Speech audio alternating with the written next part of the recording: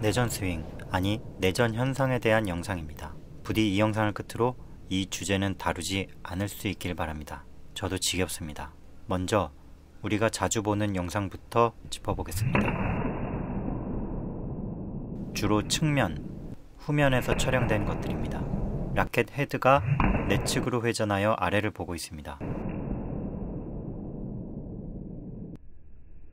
정면에서 보겠습니다.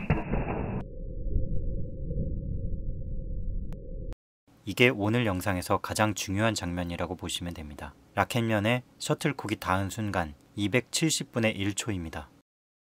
만약 한 코치의 손목이 내전을 했다면 이미 손목이 돌아가 있어야 합니다. 손등의 반 정도가 보였겠죠. 내전이 끝나갈 때쯤 타점이 생겼을 테니까요. 타구 직후 라켓면이 급격하게 비틀립니다. 왜일까요? 한 코치는 이 타이밍엔 힘을 뺀 상태라고 말합니다. 이 말마저 의심하면 한도 끝도 없습니다. 라켓면은 왜 꺾였을까? 답은 샤프트에 있습니다. 내측 방향으로 심하게 휘어 있습니다. 샤프트에 걸린 반동은 반대로도 튈 만큼 강력합니다. 해당 라켓은 아스트록스 88D입니다. 참고로 웬만한 동호인들은 팔로우 스로 때 이 정도로 라켓을 휘도록 만들 수 없을 겁니다. 그리고 손목을 보세요. 내전을 했다면 손목이 곧게 펴져 있을 겁니다. 즉, 내전은 스윙이 아니라 팔로우 스로라고 봐야 합니다.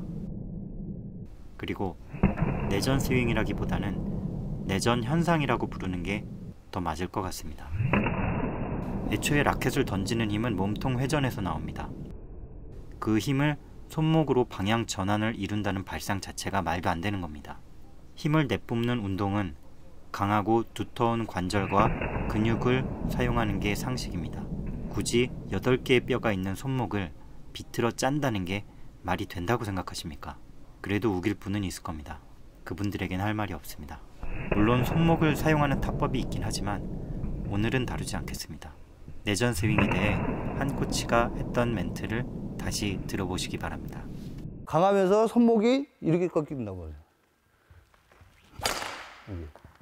그 영상이 정확하게 찍혀 나오지 도중에는 절대 잡아낼 수가 없어. 볼이 맞으면은 그대로 가진 않아. 옆으로 휘어진단 말이야.